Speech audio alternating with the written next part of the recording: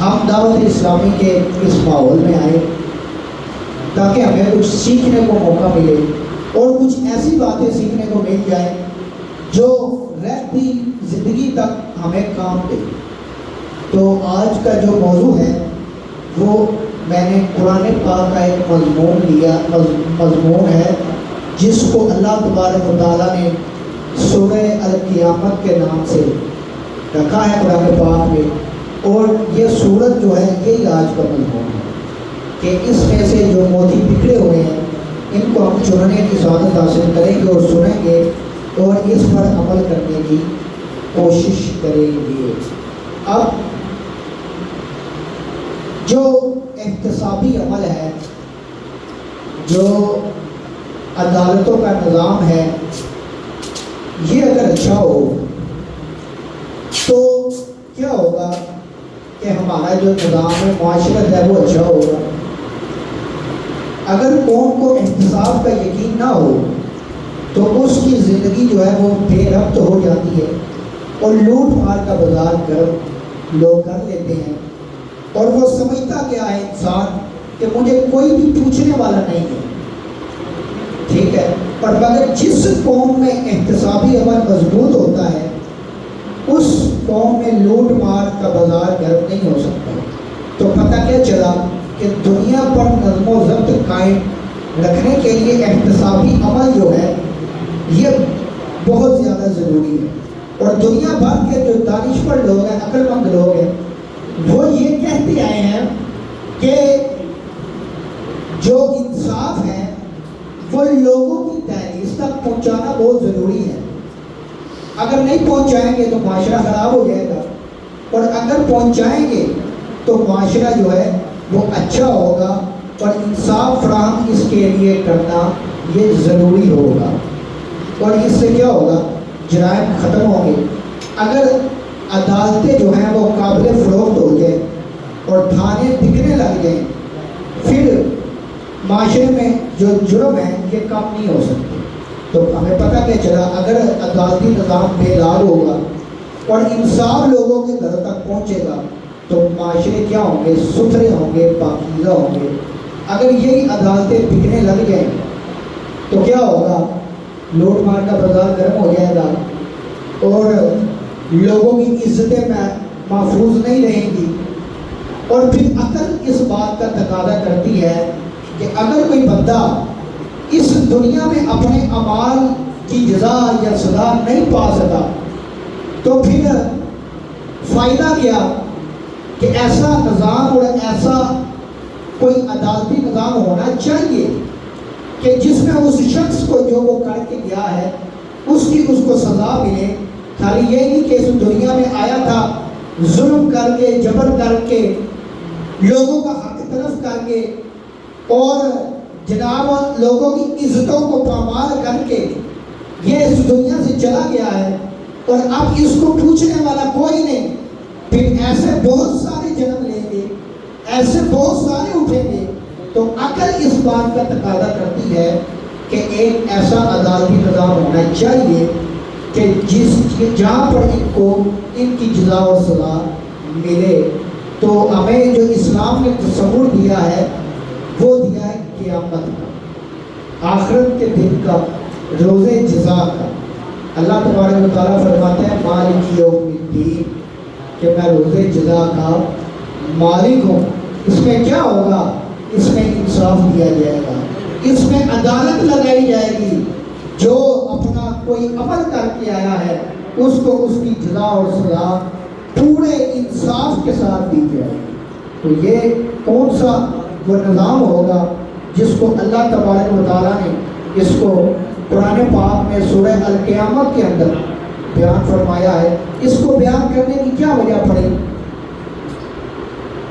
قیامت کا انکار کرنے والے آپ اگر دیکھیں اسلام کی ہسٹری کے اندر تو ایسے لوگ تھے جو گناہوں کے اندر لت پت تھے، کافر تھے۔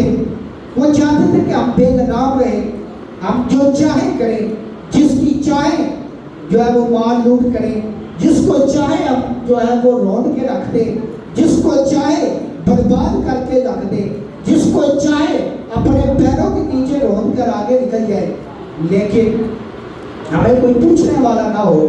جو ایسے لوگ ہوتے ہیں وہ نہیں چاہتے کہ کبھی بھی کوئی انصاف والا در موجود ہو، کوئی عدالتیں جو ہیں وہ انصاف عدالتوں کا لوگوں تک پہنچے اور ایسا کوئی نظام قائم ہو، وہ لوگ یہ کبھی بھی نہیں چاہتے اور نہ ہی کبھی ایسا ہونے دیں گے۔ اگر ایسا ہونا دے تو پھر ان کو پوچھنے والا بھی ہوگا، ان کو لگام ڈالنے والا بھی ہوگا، اور جو یہ سارے معاملات کر رہے ہوں گے ان کا جواب باقی نہیں رہے گا۔ تو قیامت کا تصور دیا، اس کو کفار نے جھٹلایا، اس پر اللہ تبارک و تعالیٰ نے پھر قرآن میں دلیل دی۔ سورہ القیامت کے نام سے پوری سورت نازل کر کہا کہ لا اقسم بیوم القیامہ، کہ اس روز قیامت کی قسم یاد فرمائی، کہا کہ میں روز قیامت کی قسم کھاتا ہوں۔ اللہ تبارک و تعالیٰ ویسے ہی کسی چیز کو بیان کر دے تو اہل ایمان کے لیے اس میں کوئی شک و شبہ نہیں ہونا چاہیے۔ اس کو یہی ہوتا ہے کہ میرے رب نے یہ چیز بیان کر دی ہے اور میں نے اس کو مان لینا ہے۔ تو وہ نفس لوامہ، اب نفس کی یہاں 3 قسمیں ہیں، نفس امارہ ہے، نفس لوامہ ہے اور نفس مطمئنہ ہے۔ نفس مطمئنہ کو سورۃ الفجر کے اندر اللہ تبارک و تعالیٰ نے اس قسم کو بیان کیا ہے کہ نفس مطمئنہ کیا چیز ہے۔ اب نفس امارہ یہ ہے کہ انسان کو گناہ کی دعوت دیتا ہے۔ اللہ تبارک و تعالیٰ نے احکامات کے خلاف اپنے نفس کی خواہشات کی وجہ سے انسان گناہوں کی طرف چلا جاتا ہے، اور نفس لوامہ وہ ہے جب انسان گناہوں کی طرف جاتا ہے تو وہ نفس انسان کو اس گناہ کی طرف جانے سے روک رہا ہوتا ہے۔ اس کے اندر سے ایک آواز آ رہی ہوتی ہے کہ انسان جدھر تو جا رہا ہے یہ گناہ کا جو دربار ہے، اللہ ناراض ہوگا، پتہ نہیں بروز قیامت کیا بنے گا۔ اگر اللہ ناراض ہو گیا تو یہ جو تو زندگی گزار رہا ہے یہ ایک دن ختم ہو جانی ہے اور تم نے اپنی کرنی کا پھل جو ہے بھگتنا ہے۔ تو یہ ہے نفس لوامہ جو روکتا ہے گناہ سے، ایک جنگ کرتا ہے نفس امارہ کے ساتھ اور انسان کو اطلاع کرتا ہے کہ یہ گناہ ہے، یہ تم نے نہیں کرنا۔ اب اللہ تبارک و تعالیٰ دین کی برکت سے جس کے نفس کو ٹھیک کرنا چاہے، اب اگر اس کا نفس ترقی کرے تو وہ اس کا نفس لوامہ کی طرف آتا ہے، اس کو اندر سے پتہ چلتا ہے میں برائی کی طرف نہیں جا رہا۔ اب اس سے اگر نفس آگے ترقی کرے تو وہ کہلاتا ہے نفس مطمئنہ۔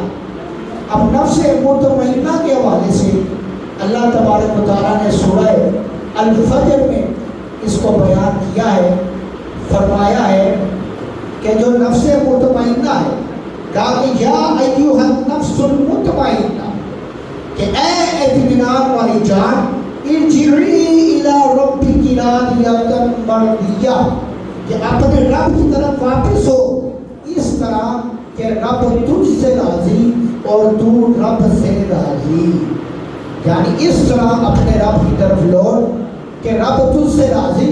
نفس مطمئنہ کیا ہے کہ انسان کا دل نیکی میں لگنے لگ جاتا ہے، اور پھر آگے کیا فرمایا کہ میرے خاص بندوں میں داخل ہو جا اور میرے خاص بندوں میں داخل ہو کے میری جنت میں داخل ہو جا۔ تو یہ نفس مطمئنہ والوں کے لیے بشارت ہے۔ تو نفس مطمئنہ جو ہے یہ اللہ کے نیک بندوں کے پاس ہے۔ نفس مطمئنہ کیا ہے کہ انسان کا دل نیکی میں لگنا شروع ہو گیا، انسان جو ہے وہ مسجد میں آنا شروع ہو گیا ہے، مسجد کے باہر انسان نماز کی کہ جو ہے وہ انتظار میں بیٹھا ہوا ہے کہ کب نماز کا وقت ہو، کب میں دوبارہ مسجد میں چلا جاؤں۔ تو یہ ہے نفس مطمئنہ کہ اس کا دل جو ہے وہ اطمینان حاصل کر رہا ہے نیکیوں میں، اس کو نیکیوں میں سکون مل رہا ہے، اس نے اللہ کے لیے سارے گناہوں کو چھوڑ دیا ہے، نہ اس نے اپنے دوستوں کی پرواہ کی، نہ اس نے اپنے رشتہ داروں کی پرواہ کی، اس نے کسی چیز کی پرواہ نہیں کی، اس نے صرف ایک کی پرواہ کی، کہا کہ اللہ ناراض نہ ہو جائے اور اس کے رسول ناراض نہ ہو جائے۔ میں نے عمل وہی کرنا ہے جو اللہ اور اس کے رسول کو اچھا لگے، جس سے اللہ اور اس کے رسول جو ہے وہ راضی ہو، میں نے وہ عمل کرنا جس سے میرے رشتے دار راضی ہو. اب رشتے دار بڑے برے والے کاموں میں بھی راضی ہوتے ہیں. کہا کہ نفس مطمئنہ وہ ہے جو رشتے داروں کو نہ دیکھے، جو دوستوں کو نہ دیکھے، جو صرف یہ دیکھے کہ میرا رب اور رسول مجھ سے راضی ہے یا نہیں. بس اس کے بعد اس کے پاس کوئی جو وہ سوچ نہ بچے، کسی دوست کی سوچ نہ بچے، کسی رشتے دار کی سوچ نہ بچے، کسی اور شخص کی سوچ اس کے ذہن و دماغ میں نہ ہو. وہ نیکی کرتے وقت یہ نہ سوچے کہ اس پہ لوگ کیا کہیں گے، وہ یہ سوچے کہ میرا رب اور رسول اس کے حوالے سے کیا کہیں. تو کہا یہ ہے نفس مطمئنہ جو اللہ کے لیے راضی ہوا. اور اللہ جو ہے پھر کیا فرمائے گا کہ بندے تم مجھ سے راضی، میں تجھ سے راضی ہو گیا، میں تجھ سے راضی ہو گیا، اب تو میرے نیک بندوں کی سب میں شامل ہو گیا اور میری جنت میں آ گیا. اب جب جنت میں پتہ چلا جائے گا پھر جو ہے وہ جنت میں نعمتوں کے مزے لٹائے گا. اب کیا ہوا کہ جنہوں نے اس کا انکار کیا، اس پر اللہ تبارک و تعالیٰ نے پہلی قسمیں بیان کی کہ جو میں مضمون بیان کرنے لگا ہوں وہ بڑا ہی اہم ترین مضمون ہے اور اس مضمون کی بڑی اہمیت ہے. میں جو چیز بیان کرنے لگا ہوں تمہیں قسم سے پتہ چل جانا چاہیے کہ یہ کتنی اہم ترین ہے. اب اللہ تبارک و تعالیٰ کیا فرماتا ہے کہ اَيَحْسَبُ الْإِنسَانُ أَلَمْ نَجْمَعَ عِظَامَهُ. کہا کہ کیا آدمی یہ سمجھتا ہے کہ ہم ہر چیز اس کی ہڈیاں جمع نہ فرمائیں گے. اب یہ کس کے بارے میں آیت نازل ہوئی؟ کہا کہ یا تو یہ ابو جہل کے بارے میں نازل ہوئی ہے یا یہ آیت علی بن ربیعہ ایک کافر تھا، یہ اس کے بارے میں نازل ہوئی. تو یہاں جو اعلیٰ حضرت رحمۃ اللہ تعالیٰ نے آپ نے لکھا، کہا کہ علی بن ربیعہ یہ کافر تھا کہ جو نبی پاک صلی اللہ علیہ وسلم کے پاس آیا اور آ کر اعتراض کرنے لگا. کہا کہ آپ نے کہا کہ قیامت آئے گی، یا تو میں تو نہیں مانتا قیامت آئے گی. انسان تو مر جائے گا، اس کی ہڈیاں بھی گل سڑ جائیں گی، تو پھر انسان کو زندہ کیسے کیا جائے گا، تو پھر یہ کیسے زندہ ہوگا. اب اس کو اللہ تبارک و تعالیٰ نے اس کا جواب دیا اور اس کا ایک جواب اللہ تبارک و تعالیٰ نے سورہ یاسین کے آخری رکوع میں بھی دیا. اب نبی پاک صلی اللہ علیہ وسلم کے پاس ایک شخص آیا، وہ قبرستان چلا گیا، اس نے ہڈیاں اٹھائی جو بالکل بوسیدہ ہو چکی تھی اور ہاتھ سے مسلنے سے وہ ہڈیاں چوڑ چوڑ ہو کے نیچے گر رہی تھی. وہ چلا گیا قبرستان سے، وہ ہڈیاں اٹھا کے نبی پاک کی بارگاہ میں آ گیا. کہا کہ آپ کہتے ہیں کہ قیامت آئے گی، یہ جو ہڈیاں آج جو میرے ہاتھوں سے ٹوٹ ٹوٹ کر بکھر رہی ہیں، گر رہی ہیں، کیا اس کو اللہ تبارک و تعالیٰ دوبارہ زندہ کرے گا اور ہمیں اللہ کی بارگاہ میں پیش ہونا پڑے گا. آئیے سورہ یاسین کے آخری رکوع میں اللہ نے کیا ارشاد فرمایا؟ فرمایا کہ وَضَرَبَ لَنَا مَثَلًا وَنَسِيَ خَلْقَهُ قَالَ مَنْ يُحْيِي الْعِظَامَ وَهِيَ رَمِيمٌ. کہ وہ ہمارے لیے کہاوت کہتا ہے اور اپنی پیدائش بھول گیا. بولا ایسا کون ہے کہ ہڈیوں کو زندہ کرے جب وہ بالکل گل گئی. تو اللہ نے اس کے اس جو اس نے کلام کیا اس کو قرآن پاک سورہ یاسین کی آخری رکوع میں ذکر کیا. کہا کہ وہ کہتا ہے کہ ہڈیاں بوسیدہ ہو گئی ہیں، اس کو زندہ کون کرے گا؟ کہا کہ قل يحييها الذي أنشأها أول مرة وهو بكل خلق عليم. تم فرماؤ انہیں وہ زندہ کرے گا جس نے پہلی بار انہیں بنایا اور اسے ہر پیدائش کا علم ہے. تو فرمایا کہ اے محبوب میں جواب دیتا ہوں، اسے کہو کہ تمہیں جس نے پہلی مرتبہ بنایا اسے وہ زندہ کرے گا اور تمہیں دوبارہ زندہ کرے گا ان ہڈیوں کو جس نے تمہیں پہلی بار بنایا. اب نبی پاک صلی اللہ تعالیٰ علیہ وسلم آپ نے دلائل دیے اور اللہ تبارک و تعالیٰ کی طرف سے یہ آیت نازل ہوئی. کہا کہ تجھے اللہ تبارک و تعالیٰ نے تو اس وقت پیدا کیا جب کوئی مٹیریل بھی نہیں تھا، جب کچھ بھی نہیں تھا. اللہ تبارک و تعالیٰ نے تجھے پیدا کیا، تو اپنی تخلیق کو ہی بھول گیا ہے. تجھے کوئی خبر ہے کہ تو پہلے کیا تھا؟ اب تیری زبان بول رہی ہے، اب تیری زبان کا تو بھی بولتا ہے، کیا تجھے اس بات کا علم ہے؟ یہ تو اللہ تبارک و تعالیٰ جانتا ہے ہر پیدائش کو، ہر پیدا کرنے والوں کو اللہ جانتا ہے کہ اس نے کیسے پیدا کیا ہے۔ تجھے اپنی پیدائش نہیں پتا، تو پہلے تھا کیا، تو پیدا کیسے ہوا ہے؟ اللہ تبارک و تعالیٰ نے تجھے اس وقت پیدا کیا ہے جب کوئی چیز پیدا کرنے والی، جب کوئی مٹیریل تک موجود نہیں تھا، تو پانی کا ایک گندا قطرہ تھا، کہا کہ اللہ تبارک و تعالیٰ نے تجھے اس وقت پیدا کر دیا۔ اب کیا ہوگا؟